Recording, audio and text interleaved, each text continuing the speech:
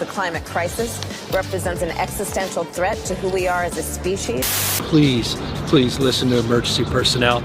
Braces for a forecasted 3 inches of rain. Californians are lucky to be alive today after a devastating hurricane brought about some rain. Kamala Harris looks to reboot herself in Kamala 9.0, and Donald Trump and some of his legal issues are actually more complicated and interesting than you might have thought. All that and more coming up on this episode of Daily Caller Live. Thanks so much for tuning in. My name is Jobob. Daily Caller Live starts right now. Here we go! That might be the only brown guy on earth named Jobob. That is actually her name, Jobob.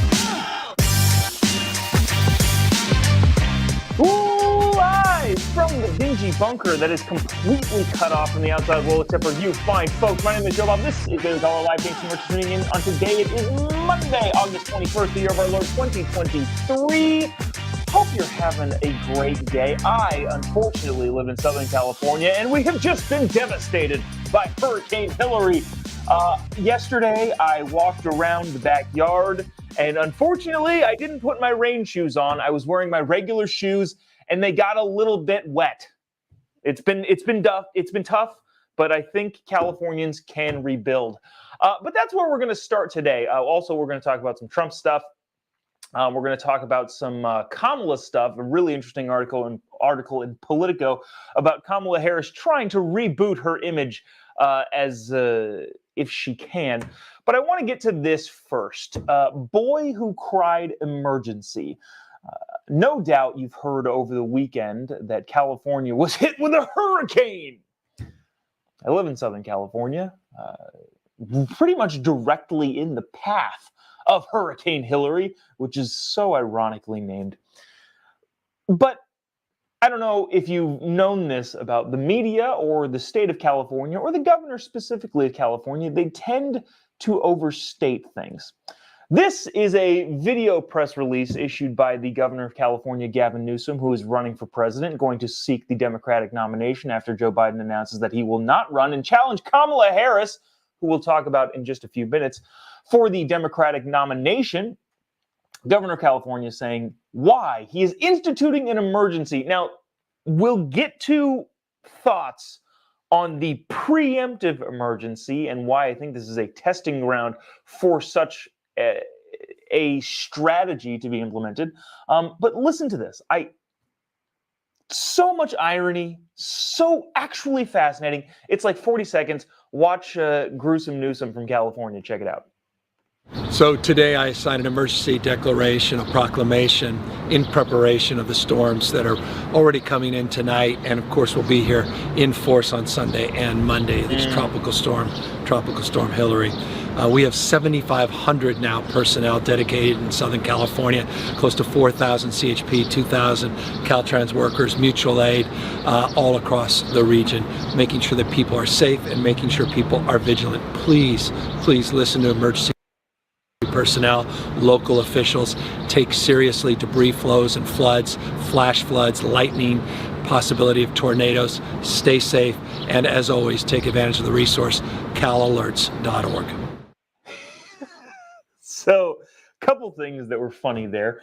I don't know if you're familiar entirely with Gavin's track record. Let me fill you in for a little bit because I feel like a lot of people in California know, and it is the most populous state in the union, but maybe a lot of people outside of California don't remember Gavin Newsom's horrible hypocrisy during COVID.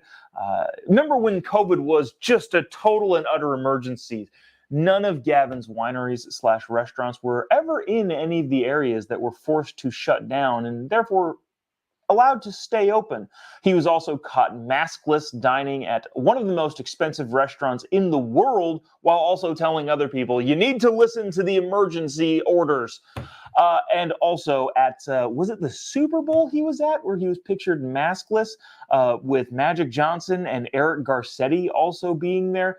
Eric Garcetti I only bring up because he claimed, well, I've been holding my breath the whole time. I'd put my mask on and it'd save grandma, and then I'd take the mask off and I would hold my breath while taking photos. Obviously hilarious, obviously stupid, and obviously nobody is buying any of that. But back to Gavin specifically, I thought it was hilarious and ironic that in this video he pleads with members or citizens of the state of California, please listen to the emergency warnings. Now, that's not to say that you shouldn't be vigilant, like he also said. You should. But at the same time, the guy who completely ignored several of his own emergencies, making the case for other people to pay attention to his new emergency, is hilarious. I also read the emergency declaration, or proclamation as he so calls it. It effectively says, hey, all of the California municipal resources, the fire departments, the CHP, Caltrans, all of these municipalities, do your job. That is effectively what the emergency order states. Now, it is weird, and I do think that this is a political strategy that's going to be employed in the future, making preemptive emergencies. Pretty much the entirety of history in the United States has been terrible thing happens, emergency declared. Because it's not an emergency until it happens.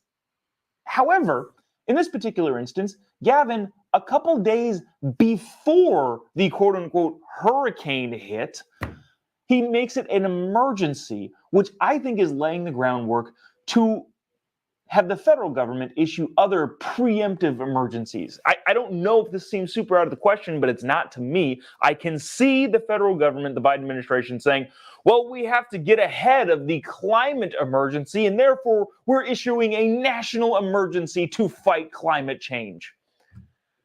I don't know. I think this is a bigger deal. I haven't seen anybody really talking about it like this, but I think this declaring the emergency before the emergency happens is going to be a trend, especially when Democrats want to get things passed. Now, again, didn't really seem to be any more resources allocated, more personnel allocated. The entirety of the 8-page proclamation of emergency that Gavin signed effectively said, hey, all of the emergency workers, go ahead and do your job, which, shouldn't need to be said by the governor of the state. I do think it's setting stuff up for things to be used in the emergency realm more frequently in the future, and I think this is kind of a trial run. Now, the last thing that I thought was hilarious in that is, let me see if I can find it one more time and see if anybody else can catch on to this hilarious clip that he says. Watch this. Possibility of tornadoes. Stay safe, and as always, take advantage of the resource calalerts.org. So, being a guy who has filmed a lot of these types of videos for politicians, actually specifically for politicians running against Gavin, I know what it's like to be behind the camera and have that kind of one-take shot, which is effectively what this is. This is him talking for 45 seconds. Now, why I'm saying that is because I'm giving him some grace here in knowing that there's not a script in front of him, there's no teleprompter in front of the iPhone. It's just him talking and kind of speaking off the cuff extemporaneously, which I understand and sometimes mess up myself. But I did think, despite the fact that it is extemporaneous speech and it's off the cuff, he said something that is just hilarious when you look at the topography of California. Be careful of possible tornadoes.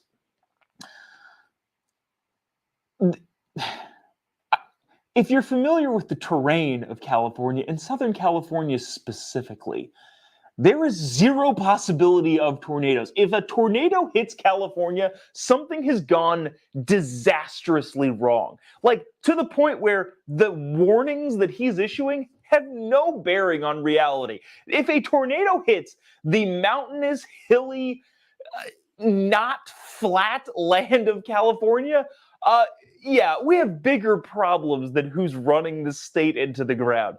I don't know. I just thought that was hilarious. Again, I'm giving him some sort of grace because he's speaking off the cuff and he's doing it in one take. But at the same time, beware of tornadoes. Understand your own land topography, Governor. But despite the fact, first of all, I feel like I'm burying the lead here.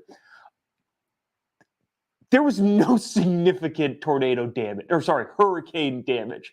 By the time it reached the state of California, it was downgraded to like tropical storm category 3 or 4, like not even really worth mentioning. The fact that California doesn't really get all that much rain, I guess, is kind of significant. But even then, people in the Midwest and in the South look at the amount of rain that California got in the emergency hurricane and say, that's hilarious. That's an average Tuesday here in Biloxi, Mississippi. The amount of rain that actually came to California was minimal and negligible at best. My wife and I went to church in the morning with our 2-week-old daughter, which goes to show you how worrisome the inclement weather was here in the tornado-riddled Southern California.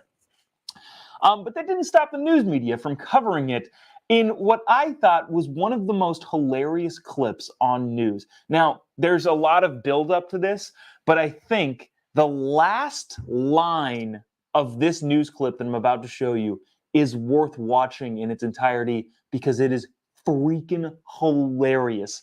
Check this out. A warning to get out now for unhoused residents seeking shelter in an LA riverbed. Mountain and foothill communities under evacuation orders with flash flooding warnings across Southern California as Tropical Storm Hillary moves in. Stay safe, stay home, and stay informed. East of Los Angeles, the 3 main roads into Palm Springs are closed, flights canceled, and a plea from the city's mayor to stay inside as the desert community braces for a forecasted 3 inches of rain. Like this whole build-up, Californians bracing for weather as they face one of the hurricanes that haven't happened since 1930. And hey, she didn't say all that sort of stuff. She should have. That would have been some good information to have. But Californians brace for what is expected to be a full 3 inches of rain. I don't know, man. How much do we keep talking about this? Bring some comments here because I think it's funny. What a scam artist, says Jody. Absolutely. Celeste says lions and tigers and bears. Oh my. Steve says Newsom is a real life clown. Can't agree more. Heidi, thank you. She said I missed this. Did he really say tornadoes in California? Bob also chimed in with that. Tornado in California? ? How? Yeah, he did say that. If we went back and watch, we did go back and watch and said, be careful of possible tornadoes. Celeste also said fearmonger, which is correct. And then Scott, thanks for noticing, Scott. Scott says shirt is on point. Yes, I love my Corruptifornia t-shirt. Those are available at I think they're at my website.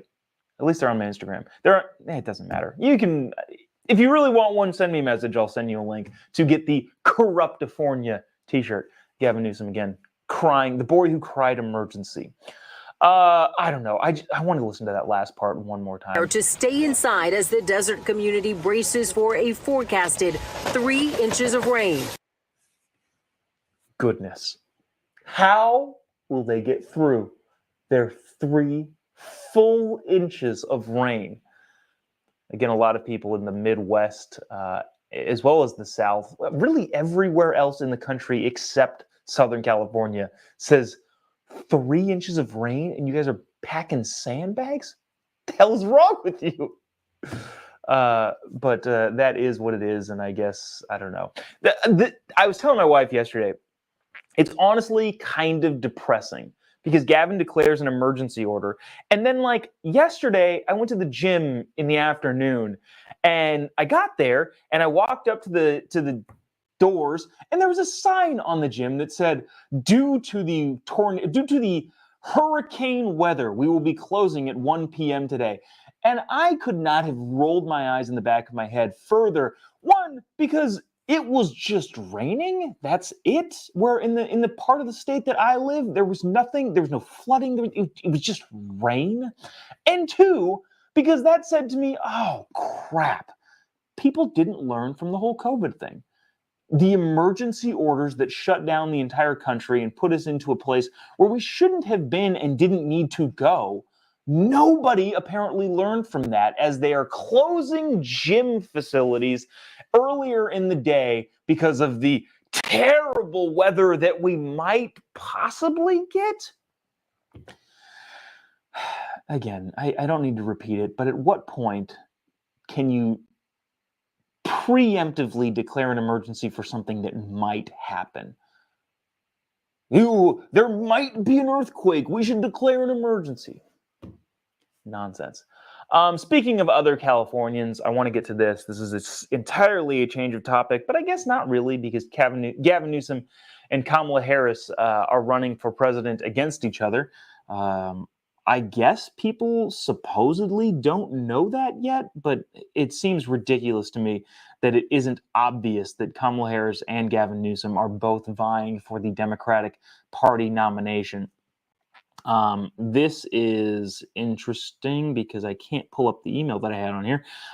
Politico, let me make sure I type this in right, because now I have to. Sorry, I'm just complaining for the sake of complaining. The article that I had highlighted is now gone from my phone, so I'm going to try and do this from scratch. But Politico out with an article, exclusive. Kamala Harris quoted saying, "I can't get into people's heads." Politico goes on in their headline to say Kamala Harris tries to reshape her public image ahead of 2024. How many reboots has Kamala Harris done? I saw a tweet that Ben Shapiro retweeted that said Kamala Harris version 9.0, 5.0. Hilarious.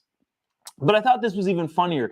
In a Politico interview, the vice president addresses how she views the growing scrutiny she's under as Republicans use her as a boogeyman in 2024. How is it that anytime Republicans are not performing, the headline and the narrative is Republicans aren't performing in these key demographics, or Republicans are doing this, that, or the other thing? And then anytime a Democrat is underperforming or just not performing at all, or is a hilarious mockery of themselves, which Kamala Harris is, how come the headline is always Republicans are saying that Democrats aren't performing and not doing well in specific demographics? Why is that? Why is that the narrative all the time? If Republicans are not doing well, the headline is Republicans are not doing well. If Democrats are not doing well, the headline is Republicans accuse Democrats of not doing well. Stupid. I think the parts in the article that I had highlighted were this. Now her political future, quite possibly the success of the Democratic ticket, hinges on the question, is it possible for Kamala Harris to make a second impression? The hilarious part, I think, of that is Kamala Harris has been trying to make first impressions at least 4 or 5 times now. So to make a second impression would be probably the 7th or 8th impression in actuality. For Harris, it's a question that fundamentally misunderstands the point. In her mind, she's the same person she was as the prevailing narrative, as the star prosecutor, ascendant political talent, and even the future of the Democratic Party. Now, I want to go on, which I feel like not doing the entire article due service if I skip over the fact that Kamala Harris sees herself as the future of the Democratic Party. But I did want to get to this particular line, if I can find it, scrolling down through here, where they talk about Republicans and how they feel about the vice president. Let's see. Oh, here we go. Republicans have tried to capitalize on the whispers, using the whispers being that Kamala Harris will be at the top of the Democratic ticket, considering Joe Biden is not running for president and will probably announce soon. A Republican strategist granted anonymity to speak freely said this: "She is a boogeyman that Republicans can use when it comes to pushing their message. A President Harris would be even worse than President Biden because she campaigned as a progressive fighter and had to moderate herself when she became Biden's running mate." That, I think, is half true. Republicans going after Kamala Harris because she's far more progressive than how Joe Biden ran, which is true, but also Joe Biden was way more progressive than how Joe Biden himself ran. But I thought it was funny because they said this is a Republican strategist who was speaking under the terms of anonymity. I would be willing to bet this is not a highly well-respected Republican strategist, as they are pinpointing a fact that I think Republicans are not necessarily tacting towards.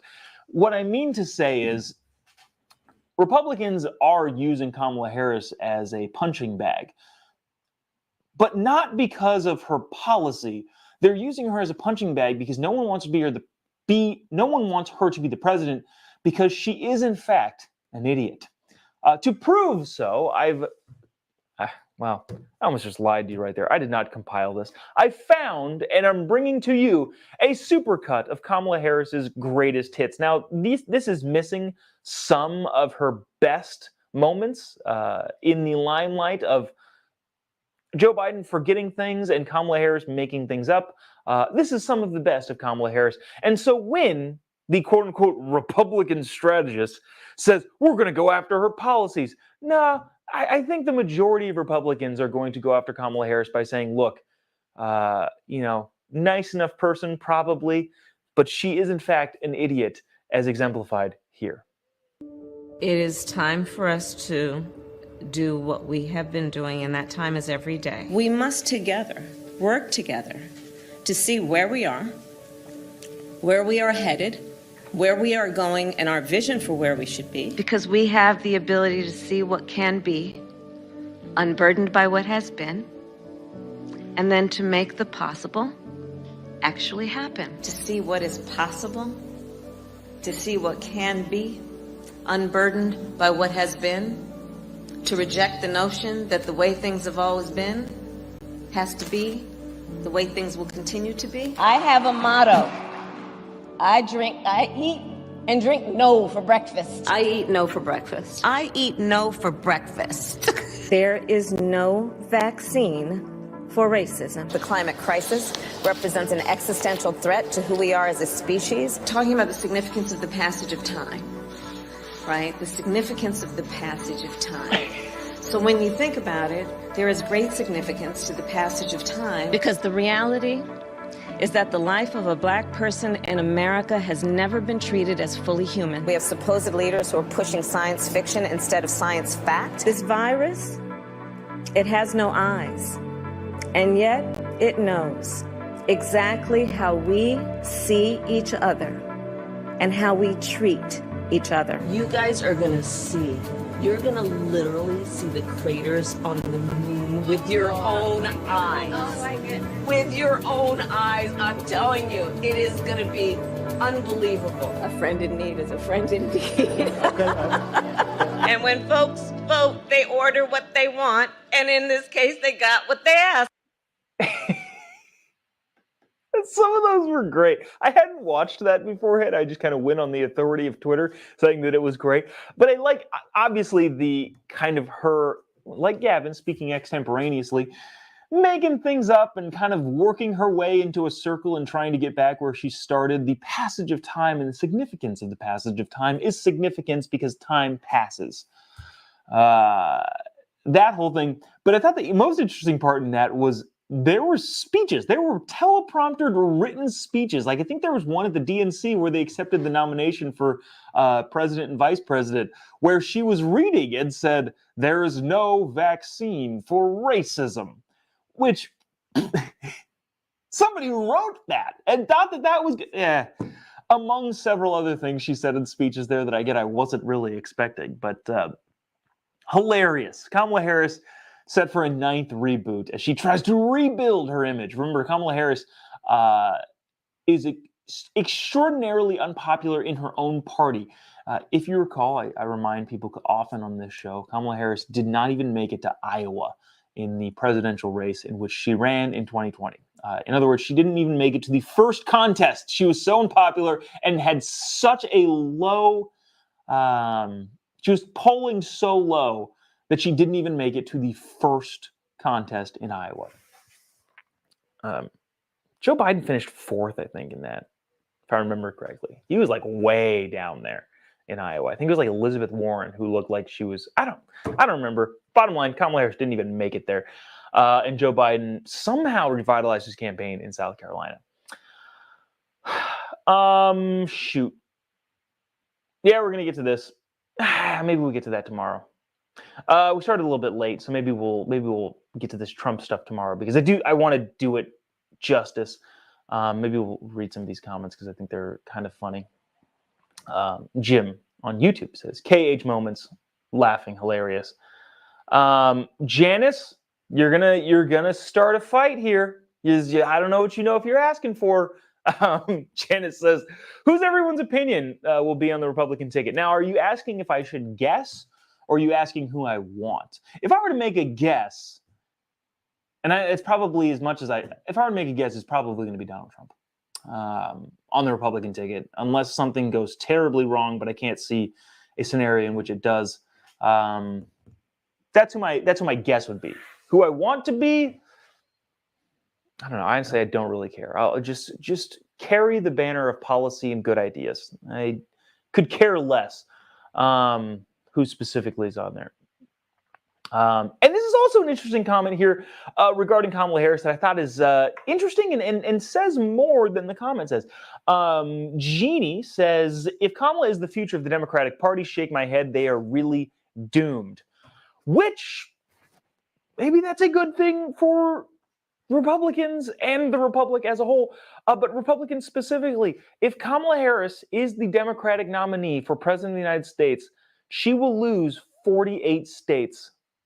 Seriously, she might win California and New York, maybe like Vermont, but will lose in a landslide victory, not for any other reason other than she is not a smart person.